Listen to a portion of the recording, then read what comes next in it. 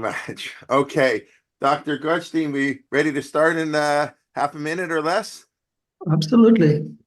Okay, so first of all, I think it's most appropriate. Dr. Goshen is in Rome, Italy, as we speak. In Italy, what better place to be on December 25th when we have a conference on Judaism and confronting other religions and etc. So that just coincidentally worked, maybe not coincidentally, worked out. But anyways, I want to welcome him to welcome you. He's your first time speaking on behalf of Torah Motion, so we thank you. Rabbi Dr. Alon Goshen-Gottstein is one of the world's experts, leading thinkers, workers in the field of inter-religious dialogue.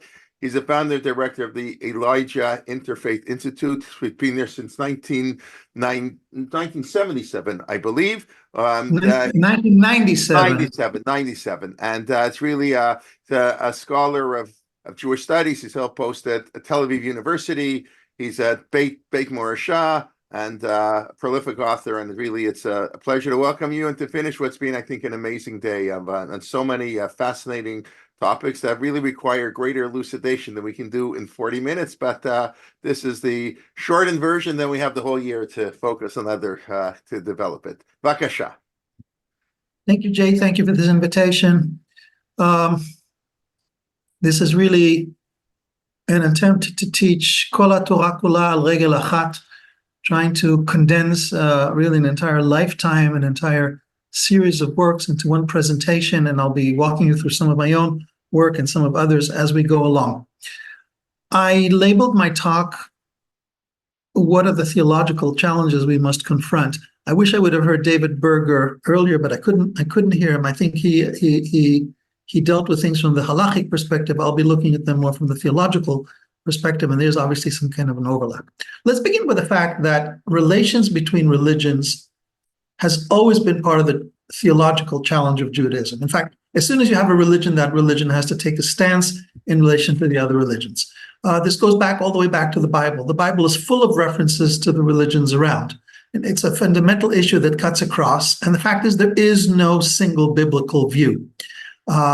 If you consider, for instance, Psalm 115, those of us celebrating Christmas surely said Hallel today. So if you said Hallel today and you read Enaim lehem velo yiru, oznaim lehem velo yishmau, that's one particular view of other faiths. And if you look at Malachi 1, B'chol makom muktar mugash lishmi, u'mincha Torah ki gadol shmi b'goyim amar Adonai tzvaot. Everywhere a pure offering is offered to me. You can't really reconcile those two views as one. I mean, you have to, but the fact is there are distinct views emerging from distinct periods, distinct circumstances, distinct theologies, in the sense of a mosaic. Multiple opinions is one that accompanies down to this very day. And therefore, one can't talk about a Jewish view, Judaism's view. Anyone who tells you Judaism's view is, halakha's view is, don't believe them. They're lying to you. They're telling you part of the story in either out of ignorance, or out of interest, or out of devotion. But whatever it is, they're telling you only a part of the story. The full story is always one that's complex, requires erudition, requires thoughtfulness, and requires making choices, learned, thoughtful choices of how to navigate yourself. And that requires an understanding of where we are in the world today. The questions that I heard Malka was fielding now are part of that, taking questions where we are today, understanding the other, understanding ourselves, understanding the context, and emerging forward. And I heard her reference some of these documents. They're all part of an ongoing attempt Judaism has been engaged in for 3,000 years in viewing other faiths. When I was educated, not everyone is sure I was educated, but to the extent that I was educated, and I go back to the 70s, and I attended classes, say, in Merkaz Harav, and the ease with which the rabbis there could posit Judaism over against Christianity, as though they knew what Christianity was, and now they know what Judaism is. It's like they needed a foil, a straw man to present Judaism to.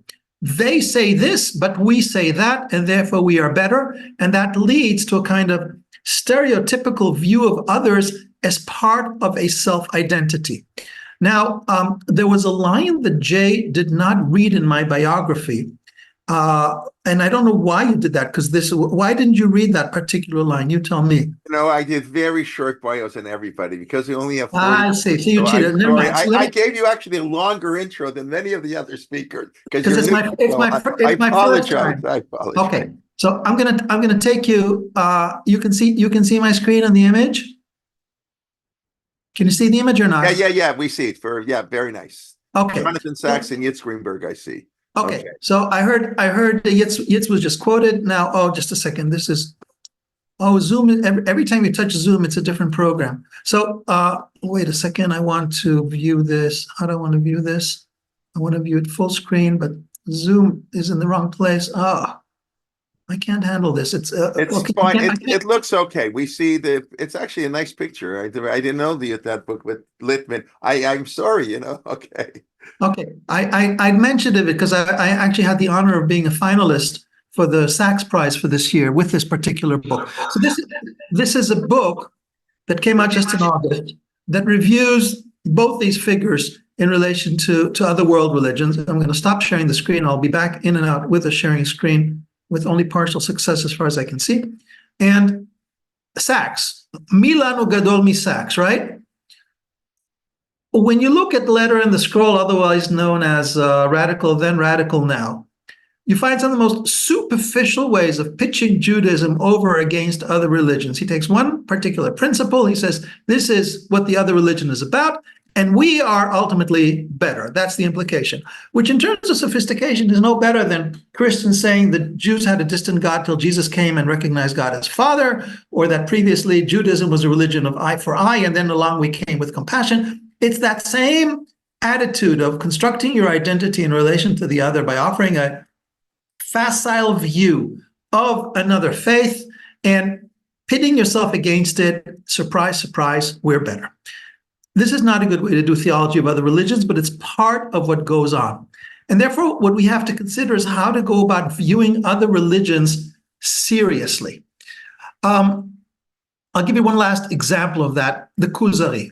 An argument that runs from the Kuzari up to Mendelssohn, but I don't think people nowadays quote it as much unless they're teaching Kuzari just because of historical criticism. Our religion is better because 600,000 people heard it at Sinai, and who could falsify a story like that? Everyone else is just, one person or two people, etc. So it's always some attempt to make yourself better in relation to the other. So there's an ongoing sense of viewing others and an attempt to establish yourself in relations to other in this larger playing field called religions. Now, I'd like to question the assumptions that inform these habits. This assumption basically assumes a kind of zero-sum game of religions. In other words, if we're only one religion can be right, only one religion can be valid. And in a field that's known as theology of religions, and this is the field that I work in, theology of religions is the field that discusses how one religion views another. There are various models for how to do that. And I want to go back to this PowerPoint, and I'm going to attempt to share the screen again and to show a work of a colleague who could have equally well been invited to our session today. This is Alon Brill, who's also worked quite a bit in this particular area. So Alon has written the following book. Now, I may want to show him, but there it is. Can you see Alon's book? We can see it, yes. Okay, so Judaism and World Religions, Models of Understanding. So Alon really works through different potential views, and he shows the great wealth of possibilities in what constitutes a Jewish view or possible Jewish views of other religions. So let me mention what are the primary models by means of which we typically view this. These models were developed in relation to Christianity. Alon tweaks them for Judaism, but the basic categories that we often operate with are exclusivism, inclusivism, and pluralism. Exclusivism, inclusivism, pluralism. So exclusivism basically means we have truth, no one else has truth. Inclusivism means we have truth and others are part of our truth. In other words, they took it from us, they're working towards us, they're spreading our message. Pluralism is we all have a share and we are all valid. Now, of course, the question is, what is the key issue? the way I presented this, I jumped from one to the other. Judaism has one primary question, which is, are other religions valid? It's less concerned with the question if their teaching is true. It's less concerned with details. A religion has to be either valid or not. And there's various steps and processes in the process of determining the validity of other religions. But the whole question of validity of other religions will fall into this whole notion of exclusivism, inclusivism, pluralism, and through a set of questions that I'll present as we go along. So now, what is Judaism's view of other faiths?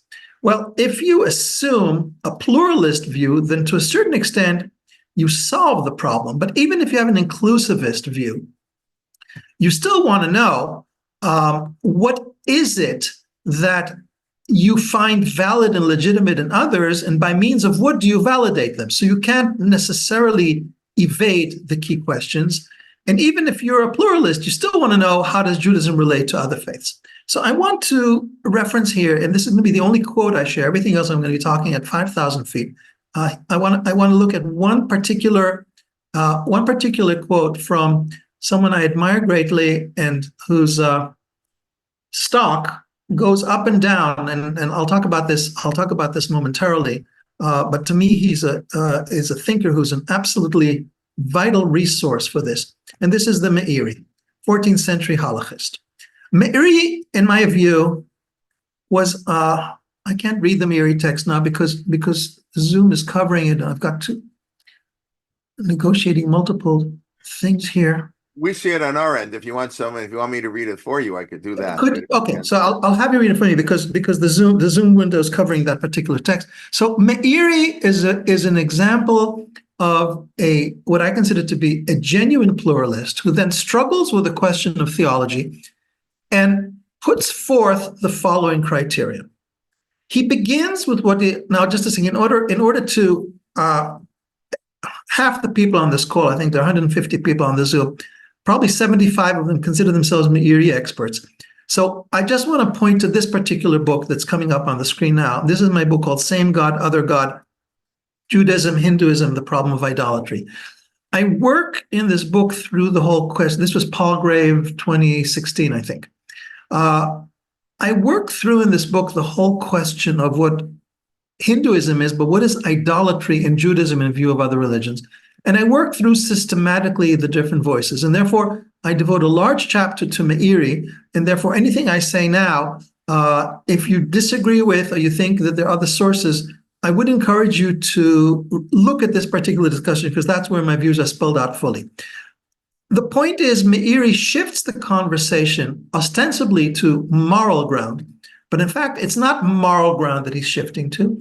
He's shifting to the recognition that if another religion has a moral way of life, then in fact, that moral way of life points to the God who is ultimately the same God as us.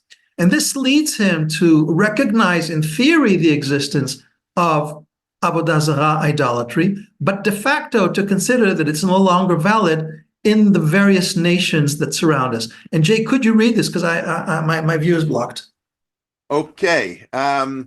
Let's see. Oh, part of mine is blocked too, but I should. Whoever is from the nations that are bound by the ways of religion. No. Read it like I would read it, slowly and thoughtfully. Oh, I'm sorry. Okay, so whoever is from the nations that are bound by the ways of religion, Umad Hagdurot, I forget now the exact expression, and that serve divinity in some way, even though their faith is far removed from our own faith, they are not included in this exemption from duty to return lost objects, but they are fully as Israel for these matters, even in case of lost object or of error committed during financial transaction, and in all other matters without any distinction. I hope that was okay. Oh, it's beautiful. So, are you available for hire? I don't know. We'll talk about it. Okay. So, what Meiri is talking about here are the halachic implications of considering another religion to be idolatrous or not idolatrous in terms of mitzvah hashavat avedah and other financial transactions. And his category is whoever is bound by ways of religion that serve divinity in some way, in other words, true divinity, even though their faith is removed from our own faith. What's he saying here is follows.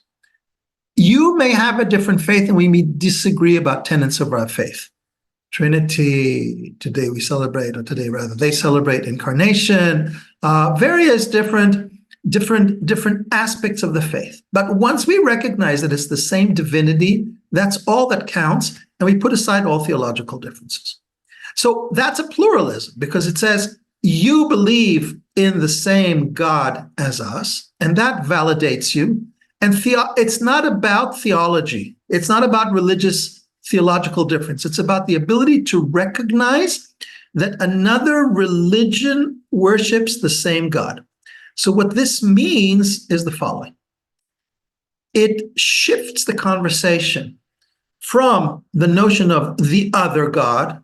Who is another God? What is another God? Yes, Avodah Zarah. The whole notion of Avodah Zarah is built on otherness, on differences, on strangeness, and leads us instead to ways of identifying what is the same. How can we recognize that we're talking about the same God? And once you've established the mechanisms by which it is the same God, then the fact that the other doesn't understand the God in the same way doesn't matter. Or to put the matter differently, we have lots of theological difference within Judaism. In fact, the differences between different Jewish views of God or anything, in some cases, are much greater than the differences between the views of Jews and non-Jews. What makes that kind of internal difference legitimate? The fact that we recognize that it's ultimately the same God. We know that because it's the same ritual, we share the same story. But if there are other ways of recognizing that someone worships the same God, then theology falls to the side.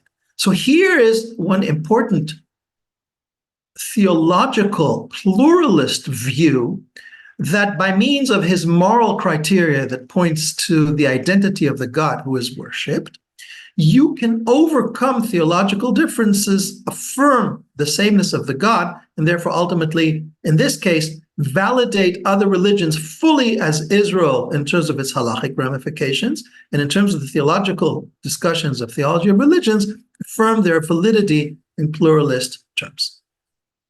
So, having established the fact that some Jewish views are exclusivist, some are inclusivist, some are pluralist, and we have means of adopting each of these, I want to now spend some moments on the question of what's at stake and what are the issues that we would have to deal with as we deal with different religions.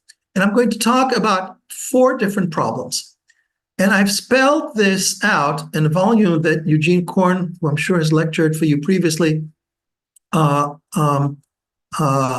I have edited. This volume goes back, it's another Littman publication dated 2012, and it's this book, Jewish Theology and World Religions. We convened many people to start a conversation which has been ongoing about Jewish theology and world religions. And in my essay there, my introductory essay there, I spell out 4 issues that I consider to be at stake and that we've got to work through in the context of views of other religions. Now, in looking at those, one of them isn't really a theological issue, but it really underlies the entire discussion. This is the question of identity. Not the identity of the God like I spoke about, but our identity.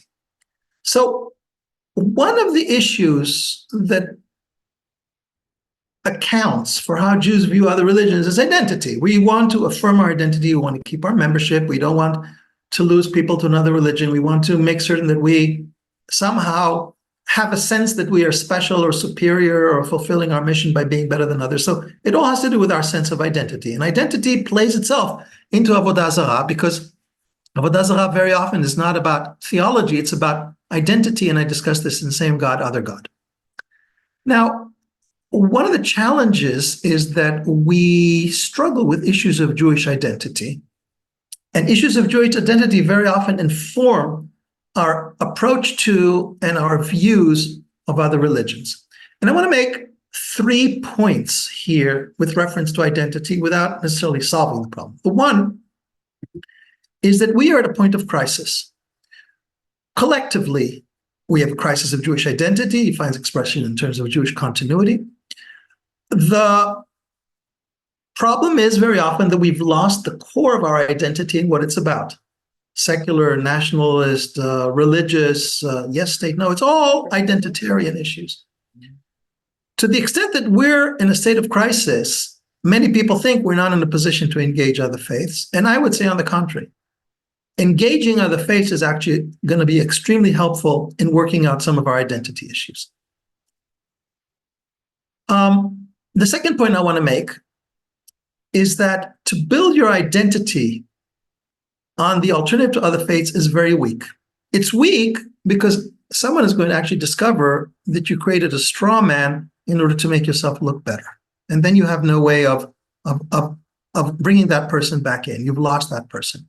If you have a serious view of the other, a considered view, and you appreciate the particularity, what that other person or that other religion brings to the world, and then your own contribution, then there's a sense, yes, he knows the other faith, and he still continues to uphold it. But if the other faith is seen as a caricature, then ultimately identity is built on very shaky ground. In fact, what happens is that theology, rather than being conducted on theological grounds, would then end up serving secondary needs. And this is a serious problem because we need to do our theology seriously and not as a servant of our identitarian needs. So going back now to the other three issues that I identified in that 2012 essays, each of these has in the interim, in the more than a decade that's elapsed, yielded other conversations of Jewish scholars that I've convened and have come out in book form. And each of these allow us to deal with the challenges at hand. So one issue, and this is very close to the issue of identity, but it's not identical to the issue of identity. This is the issue of Jewish particularity, bechira, chosenness. What is special? What is particular about Am Yisrael? And here we've got a 2020, in other words, COVID publication, came out in Academic Studies Press, and I can't even see what it's called. I think it looks like it's called Judaism's Challenge, Election, Divine Something or Another, and Human Something or Another. What's the title? Election, Divine Love and Human Enmity. And Human Enmity. So this really struggles. I heard this issue coming up in Malka's discussion. Our sense of election, divine love. Where does divine love stand in relation to others, and human enmity? How to deal with our negative view of others. So this is a big challenge of how to view our particularity, our sense of election. And there's a volume devoted to this with about 15 contributions of different scholars. And I'm going to make a couple of points, 3 points on this particular discussion without an attempt to be comprehensive in relation to what is a book-length discussion. Hardman and Sachs, both David Hardman and Jonathan Sachs, make a point in relation to Jewish particularity by drawing on covenant and marriage and saying, marriage, I can be married to my wife without necessarily in some way compromising or playing down the value of another man's wife. My marriage for my marriage to be good, I don't need your marriage to be bad. So that's one particular approach that contextualizes things in story and the particularity of relation without in some way undermining the entire relationship by bringing in considerations of truth. Another important strategy that appears throughout the book is a distinction that many will be familiar with from Rav Kook and from Franz Rosenzweig and others. The distinction between Israel's message and Israel's very being. Israel, in other words, not the state of Israel, the people of Israel, Am Yisrael, so-called Judaism. So what is it that Judaism brings into the world? What is it Israel brings into the world? Is it the message of Israel, or is it the being of Israel that radiates? So this is an important issue that has to be worked out as we think this through. And as I suggest in the summary to this volume, it's all about context, understanding the theological context, the historical context from within which the reflection is carried out. So this is an attempt to open a conversation with sensitivity, nuance, and complexity to think through this particular issue. And there is what to think through. The second issue, the second of the 3 volumes that I want to reference, is devoted to the issue that I alluded to just now, which is the issue of Avodah Zarah. So there's I already pointed out to the volume of Same God, Other God, where I worked this issue through. And then just in August, this following volume came out, Idolatry, a Contemporary Jewish Conversation. Basically, this volume is an extension of that, because if you claim that other religions need not necessarily be idolatrous, what's left of idolatry, and how can idolatry be a meaningful conversation in our theologizing? So idolatry, Avodah Zarah, is an important topic that we have to consider as we view other religions. And I want to make just a couple of brief points here on the issue of idolatry. So I don't know if David rehearsed the famous, I mentioned now already Meiri's view on Avodah Zarah. The opposite view is Rambam, who considers Christianity to be Avodah Zarah, but not Islam. So, he did mention it, he did discuss that, the Rambam's view and the Meiri's view a little bit. Okay, so You discussed it in a slightly different matter, of course, which is fine, but I'm just to let you know. Thank you. So the Rambam, of course, from this perspective, would be an exclusivist, but from the perspective of Islam, he would be a pluralist because he recognizes Islam. So it's complex, his view. And then in between, and this is a very interesting category, is the category of the Tosafot of Shituf. In other words, different criteria apply to different people. The criteria that apply for Jews are different from the criteria that non-Jews are expected to follow, what Adin Steinsaltz called a softer kind of monotheism. And therefore, once you recognize that they also worship God, then those religions are legitimate. So I want to make one particular point on this issue of idolatry and to tell a story on this. And obviously, December 25th is a great day to tell this. I don't know what the situation is nowadays in the US, and I believe most of the people watching this Zoom presentation are located in the United States. In Israel, there is an alarming overtake of the Maimonidean view that's overtaking all the other views. In other words, if in diaspora, there was a tradition for hundreds of years, going back at least to the 17th century, of recognizing Christianity's validity through the Shituf construct, less so the Meiri for historical reasons of not being known. Nowadays, when you go to Israel, we don't go into churches. It's Avodah Zarah. It is, really? What about the other views? No discussion, no knowledge. A flattening, a simplification, but a simplification based on ignorance that loses all the wealth that characterizes, and basically, as part of identity politics, as part of disengagement with the other, views all of Christianity as idolatrous. What's at stake? A lot's at stake. I'll tell you a story. About 4 or 5 years ago, some Na'arei Gvaot, so-called, set fire to a monastery on the Lake of Galilee, Tapcha Monastery, they call it, Church of Multiplication of Fish and Loaves. And they wrote on the walls, Ve'eladim karot yikaretun, which is a verse that we all recite thrice a day, idols will be banished. In other words, some 18 or 19-year-old decided that Christianity is idolatrous and that he was empowered to burn a church because churches had to be uprooted. So this becomes Chilul Hashem, becomes loss of life. It backfires on Jews worldwide. It has horrible consequences theologically, politically, and in terms of our own value and self-identity. What I did at the time was I organized a group of rabbis to do you can read about this in Times of Israel. This was written up, and I believe I also wrote my own post there on my blog there. A group of rabbis to engage in a crowdfunding to support the rebuilding of the church.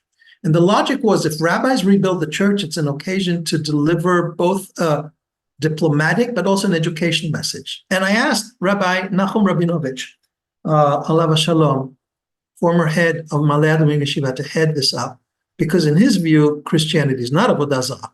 He's not a big fan of Christianity, but it's besides the point.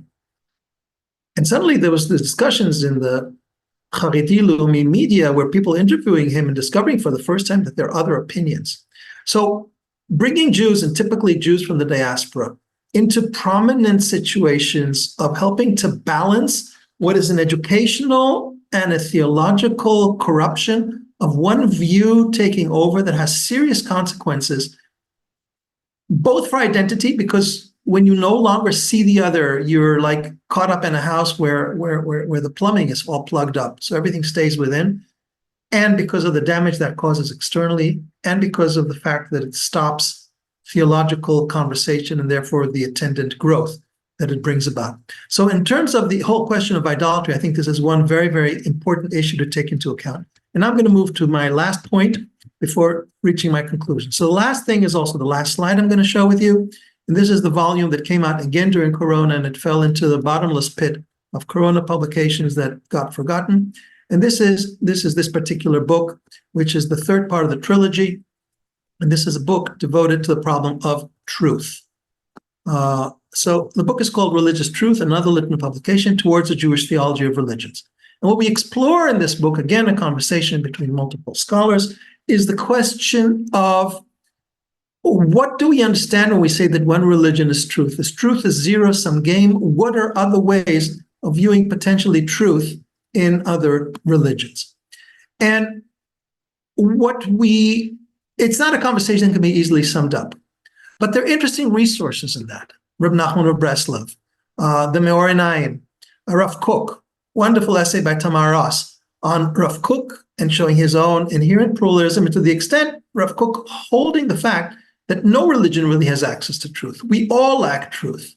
And this, of course, goes very much in line with Rav Kook emphasizing Israel's being rather than Israel's teaching as essential to what it is. So there's so many rich ways of constructing our views and our relations with other faiths, but it requires working through a series of issues, multiple perspectives, and opening a theory, a serious theological conversation. So by way of conclusion, the first point for conclusion is indeed that there is no authoritative view, and this is a matter that has to be discussed. We are largely in a crisis because there's very little serious theological conversation in Judaism. We're so caught up in issues of survival that take up most of our communal and intellectual concerns. And when we don't do halakha and we don't do parshanut, we're busy worrying about the education of our community. We have very little bandwidth for theological conversation. That same bad interiority that leads to overtaking other views by the Maimonidean view in Israel is also leading to the lack of interest in a kind of theological conversation. And that's why the documents that Malka pointed to are mainly written by Anglo-Jews and only secondarily by Hebrew-speaking Israelis. No less significant is the fact that there's a loss of vision. What does Judaism have to bring to the world? It's very hard to enter a conversation on other religions if you don't know what is it that you're still bringing to the world. Are you going to teach morality? Others are teaching morality. You're teaching monotheism. Others are teaching monotheism. So what is exactly that Judaism has to teach in the world? Oh, let's not deal with it. That's basically what it boils down to. Again, to appeal to Rav Kook, the subject of Judaism and other religions occupies him time and again and again and again and again. Because as a great theologian and a great mystic, he's aware of the fact that to understand Judaism, you have to also make sense of where Judaism is positioned in relation to other religions. Very, very few other people follow suit. So if I may, in this duality of the neutrality of December 25th and the specificity of Christmas, so if it's not offensive to anyone that my quote-unquote Christmas gift is, this is a topic that has to be tackled. This is something we have to explore. This is something we have to take seriously. And therefore, I want to congratulate the organizers of this panel today for taking the time to do that, and to thank them, or rather him, for bringing him on board and inviting me to contribute to you. And I thank you, for listening. And more than anything else, I encourage you not only to read all the books whose covers you saw, but really to study more deeply all these issues, because benafsheinu, these are matters that are urgent ultimately for our own spiritual well-being and continuity. Thank you.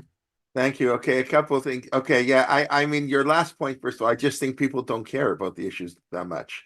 Like, That's is the there point. a halakha? That is the point. Right, I know that's your point, but you can take a look at the chat back. But you see, there's a little pushback on sort of when you say Christianity is not a avodah zarah, and I'm Nachum Rabinowitz, of course, who served as rabbi in Toronto when I was a little kid, before he moved to England to become Jonathan Sachs's rabbi and then to Malaya Dumim. When he says Christianity is not a avodah zarah, is he including Jews in that definition? In other words, does he distinguish for a Jew? That's what Dr. Berger was talking about. That for a Jew it is a avodah zarah, or does he go so far to say that it wouldn't be a avodah zarah even for a Jew? I don't know the answer for him. I know David Berger, my predecessor in this session, struggles with this problem because in an article that I quote in Same God, Other God, an article that appeared in a volume published by Yeshiva U about universalism, its exact title escapes me right now. There's a footnote where he really wrestles with this from the Meiri perspective because he realizes that for Meiri, if a Jew were to worship Christianity, it would not be avodah zarah, and David can bring himself to go that far. And you can see him making what's called in Hebrew shminiot ba'avir, twists and turns, in order how to not accept something that really emerges from that. Now, from what I recall, there's a tshuva of Rabbi Rabinowitz. I can't answer that. I don't believe he actually bases himself on Meir. I think he bases himself just on the fact that he doesn't think that Christians are worshiping another god. If that's the case, then it would be avodah zarah. The question is, what is the emphasis? Is the emphasis the wrong god or the wrong path? And because there's these two dimensions to avodah. In other words, I may not think that Christians are idolaters, but if I were to worship Christianity, it might be avodah zarah for me. So there we are. There are 8 messages, and I can't find them. They've all disappeared. Okay, so that's what I was sort of going through them for you. Okay, yeah, that was the main comment. The other thing is on the marriage example you were giving. It's not so much yours is good, mine bad, or vice versa. We're talking about the same spouse. We're married to the same God, so that's a little bit different. In other words, whoever made that point is spot on. I find this a serious problem with that particular metaphor. And that metaphor really has to assume you sacrifice monotheism for polygamy, and you recognize by that parable that it's a polygamous God in that sense. And really the problem is built into the metaphor of covenant, because covenant assumes, at its root, covenant assumes polytheism. And you see this in certain strands of biblical thought, where we follow our God. Take a look, for instance, when I'm a little behind on my reading this week, so I think I just read what is it? I just read Vayetze, no? So at the end of Vayetze, Yaakov comes back to Elohei Nachor, Elohei Yitzchak, Yishpetu b'neim Elohei. Right, so he makes room for Elohei Nachor and Elohei Yitzchak. What is this thing? If you went to the Gemara, they say, "How can you swear in the name of another god?" Or Yiftach when he sends the message to the king of Moab, "Halo et asher yorishcha k'moshe." Really, k'moshe yorishcha. So there are strands of biblical thought that do recognize that, and it's much easier to assume a covenant when there's when there's recognition of another god. So a covenant has a serious problem, in my view, and this is something that people don't really discuss so much, in saying that it's now becoming a universal category, of other faiths and a common ground with Judaism. In other words, you have to struggle. Okay, I've had this out with various people. I had a long exchange with John Levinson, who's a very important covenant thinker, where he didn't see any problem or any incompatibility between covenant and multiple religions all turning to God in covenants. But I think that is true. A message just flashed up here about something that David Berger said. I don't know why. I'm just afraid of hitting the wrong button and getting kicked out of the Zoom. No, basically, they're saying that David Berger was clear that for Jews it is avodah zarah. The distinction that a lot of people make. It's not avodah zarah for non-Jews. And again, Mark Shapiro talked about it a little bit. And by the way, we can thank him. It was he who suggested I contact you. Absolutely, I was going to mention him earlier. He's our shadchan, and I just want to say the 2012 book that you saw, which started the series of publications. He hosted the conference at Scranton University in 2010, I think, and that led to Eugene suggesting we publish it, and without Eugene we wouldn't have, and you wouldn't have heard this lecture today had it not been in some way for Mark hosting that meeting way back then in Scranton. So thank you, Mark, in many different ways.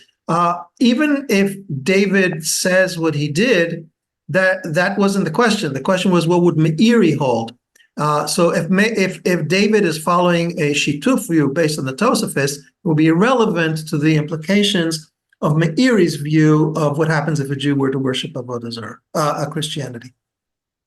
By the way, if I may, when somebody flashed, they posted the review David Berger gave on your book. So I just quickly took a quick look at it. So and now that I remember reading it, David reviewed David reviewed Same God, Other God, right? Correct. And his introduction, I think, was the introduction you should quote. Yeah. Yeah, if I can, for those who are here, it's the end of the day. Whoever wants to stay, it's a one paragraph I'll read. This is an extraordinary book.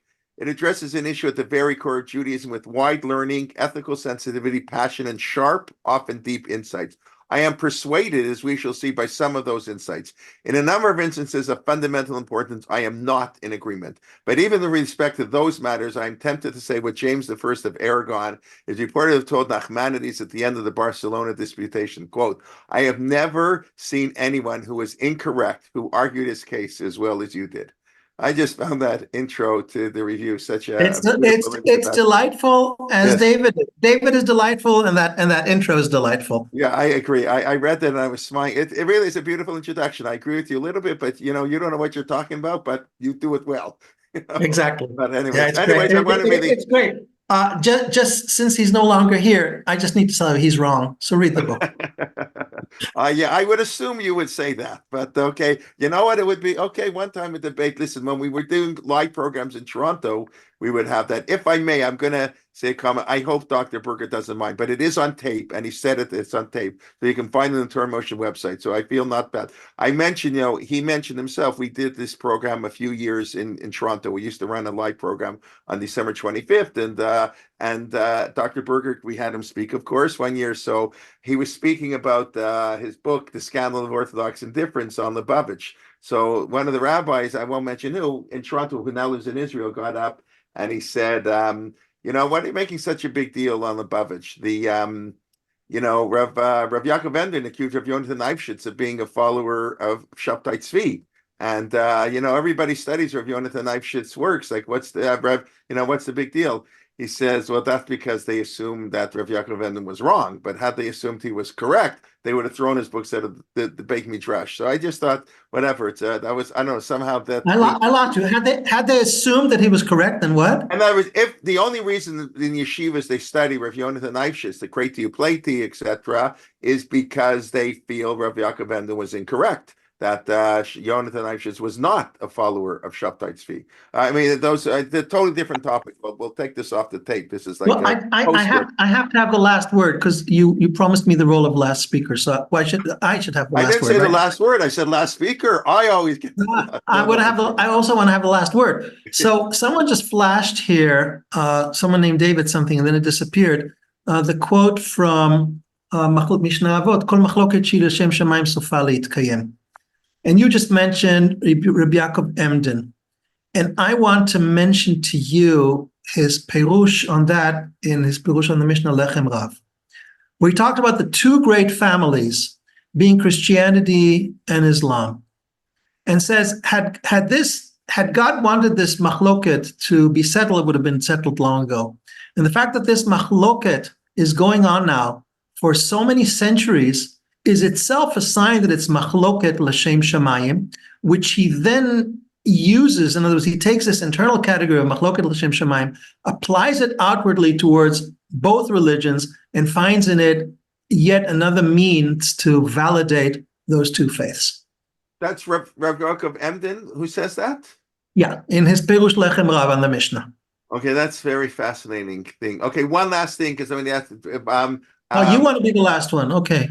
No, I'm asking you. The question's for you. Oh, okay, to support an indigenous tribe in the U.S. right to practice their ancient faith.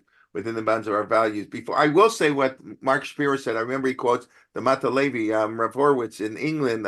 In Germany, I think has a tshuva about giving money to a church. Well, that's from a church burned down. Can Jews give money to support the church? And he allowed it. He allowed Jews to give money. The story is more complex. Not only does it go into what I did with the church, but then it turns out that the former chief rabbi of Jerusalem, Rav Mashash,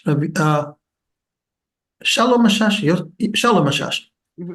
has a tshuva, and his tshuva, he was asked, do we hold by this or not? And he said, whoever wants to be a chassid and to be machmir need not, but mikaradin, of course, the Matalevi is right. And then Mark writes to me, take a look who this tshuva was sent to. And the tshuva was sent to Melech Shapiro. In other words, Mark himself had a constructive role in eliciting further responses by sending out tshuvas to support the view of the Matalevi. In terms of your question about indigenous religions, I honestly don't know. It requires a close study, and I've done Hinduism. Someone else can do indigenous. From what I see in my encounters with them, there is definitely a sense of a fundamental divinity that underlies and informs all, that then, takes on concrete expressions in their identification with earth and with nature. My view of it is superficial. I don't want to pronounce anything on it, but this is exactly the kind of thing we need to do. We need to study. Okay.